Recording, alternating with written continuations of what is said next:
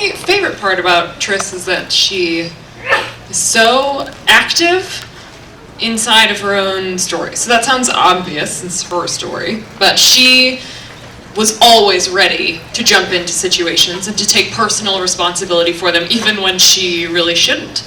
And she had very strong convictions about what she should be doing at any given time, and what the right thing was and what the wrong thing was. And even if she wasn't always sure, she was sure that she needed to find out. So I just think that she was like a force on the page for me while I was writing. So it was just, it was a joy to like live in her mind for the time that I got to live in her mind.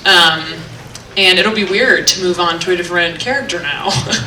So it was weird to write from Forrest's perspective because he was a little bit different from that. So anyway, so that was my favorite part, is that she's just so like alive and so energetic inside the story.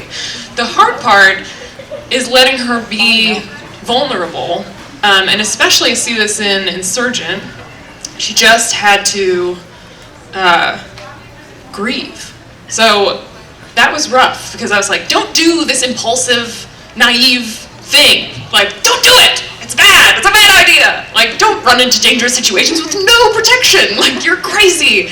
But it was important because that tendency toward self-destruction was how she was playing out her grief. And so I had to let her go into danger, and I had to, like, let her be very, very, very sad, because what happens at the end of Divergent is really hard. So I wanted to let her go there because I knew it was important for her to go there, because otherwise it feels like she didn't care about the people that she lost or left behind. So Insurgent was hard for me with her for that reason, just like figuring out how her grief would manifest itself on the page, and how to let the story go to those like kind of darker places, and how to let myself be annoyed with her half the time, because I was like, no, but also yes.